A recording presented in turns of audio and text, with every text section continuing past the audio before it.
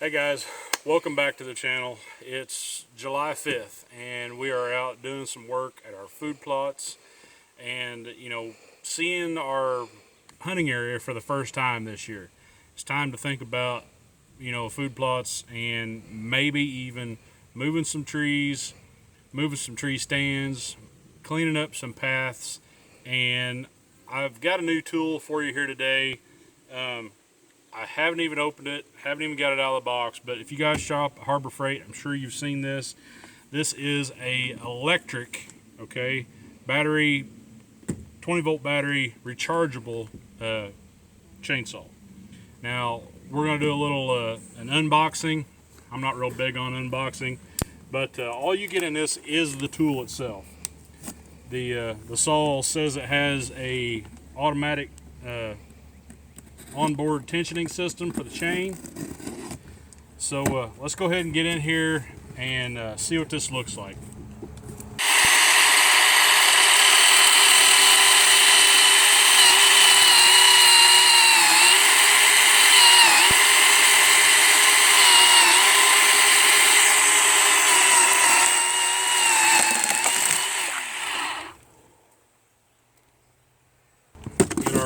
Get our stuffing out of the way. Here's the chainsaw itself. Little tag that reminds us that we've got to put oil in here. Okay. For max horsepower performance, use the 3 amp battery. Okay. So Bauer 20-volt systems have a, what is it, a 1.3 amp and a 3 amp battery. I think it's 1.5 and a 3. Okay. Either way, there's a small one and a big one, guys. This is going to take a lot of juice, so it needs that bigger battery, which we have. This is the bigger battery. Okay, the smaller one is just a little flatter, but this puts out a little bit higher amps, and then it just slides into place right here on the bottom. Clicks into place. Okay, I see here's our automatic tensioning system.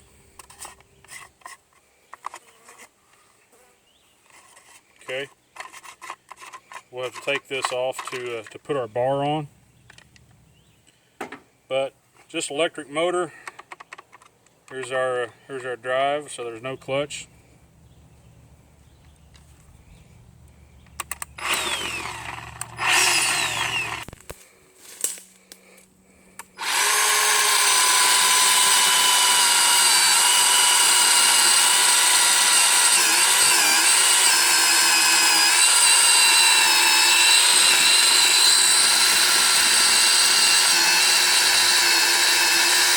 See what our chain looks like here. Okay, so this black piece, okay, this is very important. Don't throw this away. This is your sheath, and whenever you're not using the saw, it's very important that you keep your bar covered by this sheath.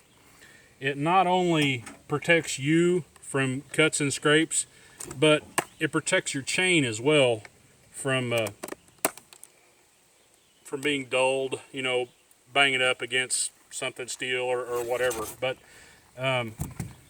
let's go ahead and see what else is in the box. Of course, we got instruction manual, warranty information, and okay, so we do have some oil. Before we ever put our bar on here, we'll go ahead and fill this up. You can see you got a little sight window on the side here.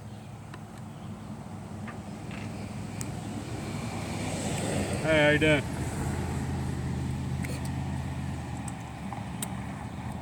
Okay.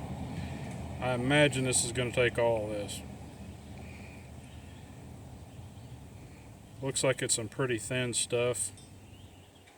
Guys, if you don't have bar oil specifically, this doesn't even give a weight. But you can use a 10W30, 10W40, whatever. That's going to be just a little thicker, but that'll be fine. Just make sure that you've got some lubrication for the chain. The reason you need lubrication for the chain is the chain is metal on metal, okay, for the bar, and it just has two little grooves that the glides on the bottom of the chain ride in, and that needs to be lubricated, as well as right here on the end of the bar itself there is a little cogged bearing, okay, that guides the chain around the end of the bar, and that needs to be lubricated as well.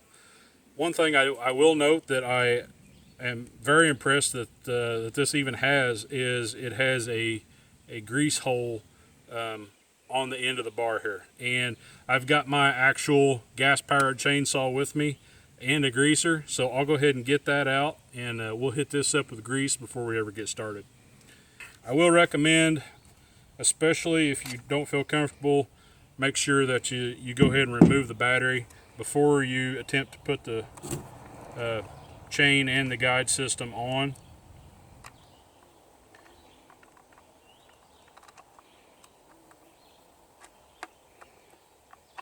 Okay. And just put it on with the riding up. All right. Okay, I see the tensioning system now.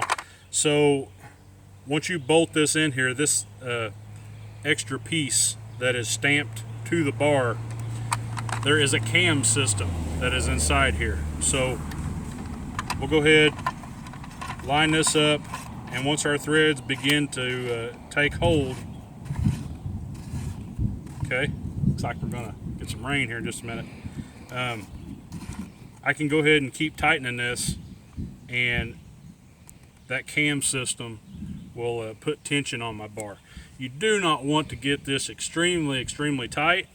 You just want to be able to pull tension against the chain and the bottom of the glides that are on the chain. You want to make sure that all of them are still, you know, within the guides. So if I can pull one completely out, maybe two completely out, that's pretty good. The rest of them will stay in there nice and tight.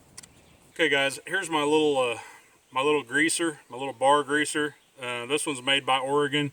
You can pick these up anywhere that you can buy chainsaw stuff, but it's already loaded up with a water-resistant grease. It's just called a push and lube. But all I'm going to do, this is spring-loaded, and when I push on this, basically it's just going to shoot the smallest little amount of grease out the very end of it. And we're going to put it right here on the hole that is behind our sprocket, and we're just going to push in. Okay, there you go. I went 3 squirts. That's more than excessive, but as you can see, it shot grease in between the sprocket and up underneath the bar, all the way around there. And that's what we want. We want to make sure that this little sprocket at the end of our bar stays lubricated. Okay, put my sheath on here. Let's get in here and get this in some wood before it rains on us. Go ahead and cut it again. Right beside it. Like here? Yeah, just on there. Yeah, go ahead and cut it again. Not there. Oh. Yeah, there. Step over there next to it now. Okay. Now, this time, when it's out, you know, when it's not cutting anymore, drop the saw, okay? The saw needs to, you know, the battery end needs to go down, okay. And then you push up, yes, push the teeth up to the wood and get a bite, and then slowly pull the saw up, the fulcrum, okay? Go ahead.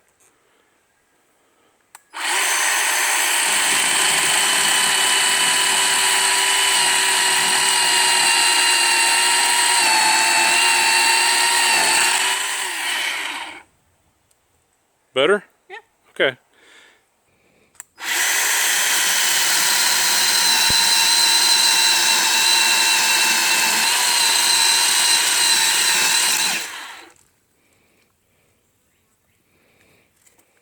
That should work. Go on this other side.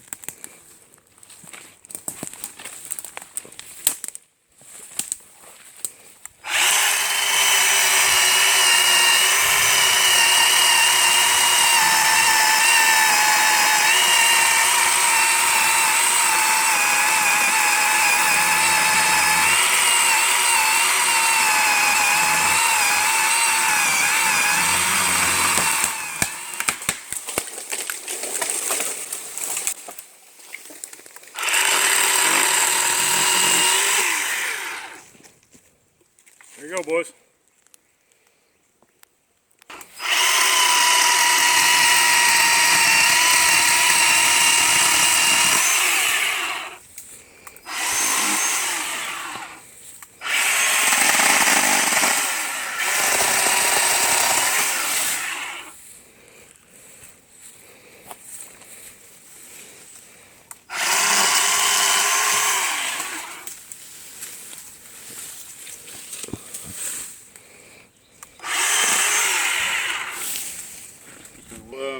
First off, here's going to be our test piece. This is a piece of ash, okay? Now, this tree died a couple of years ago, and I know that this limb's been on the ground for a year, all right? It is dead. However, ash is a thick hardwood, and let's just call this a 6-inch limb. So let's go ahead and try it, see what we get.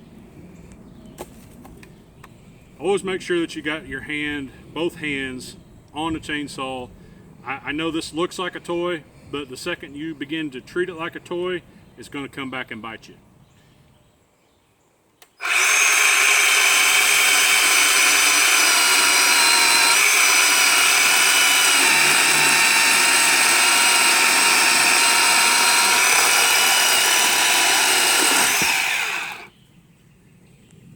Hey, that's not too bad. It is a completely solid piece of wood here. You can see there that is completely solid ash. There's not hardly any dodie on it. We had emerald ash borer here in the Midwest, and we've had a lot of these trees lay on the ground. But I did not file this. I didn't extra sharpen it. Okay, that's just a factory edge on a 10-inch blade. And hey, for all useful purposes, I think it's more than adequate. Let's go ahead and make a few more cuts. Try to actually push down on it this time. And you can see, okay, so I was actually able to push down on the saw hard enough to stop it. However, that's probably not the best idea. When operating this chainsaw, you want to make sure that the RPMs stay as high as possible all the time. So if you're struggling with this saw, it's because the saw is not sharp, not because the saw is not working properly. If I were to lay this on here and just with the weight of the saw, maybe a little bit of weight, and let it do its thing by keeping my RPMs up as high as possible, the saw is going to perform fine.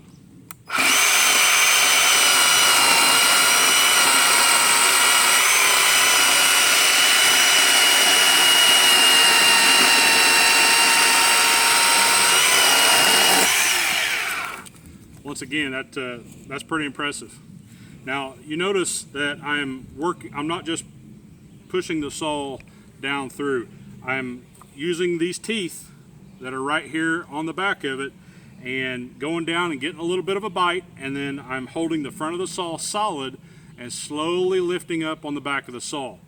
Once I get to an uncomfortable position, I go ahead and pull these teeth away from the wood, drop it down, get another bite, and then I go again. This is the most adequate way to stay in control of your saw at all times. Once again, guys, this may look like a toy, but I assure you it's not. And I definitely wouldn't let anyone, at least under the age of 16, that's not has enough sense to be able to operate one of these things, because this is actually a good, useful tool. As far as battery life goes, I can't comment on that at the moment because, once again, these are the first cuts that I've made with it. But out of the box, hey, I'm pretty impressed. It's lightweight. I'm not for sure exactly. I'm going to call it 8 pounds, somewhere in there. Definitely easy to control. Plenty powerful enough motor. If it can cut through a 6-inch ash tree, the way we've done here, then hey, that's definitely a serious piece of tool. So guys, I hope you like the review. If you do, smash that thumbs up and give me a subscribe. we'll see you next time right here on the channel.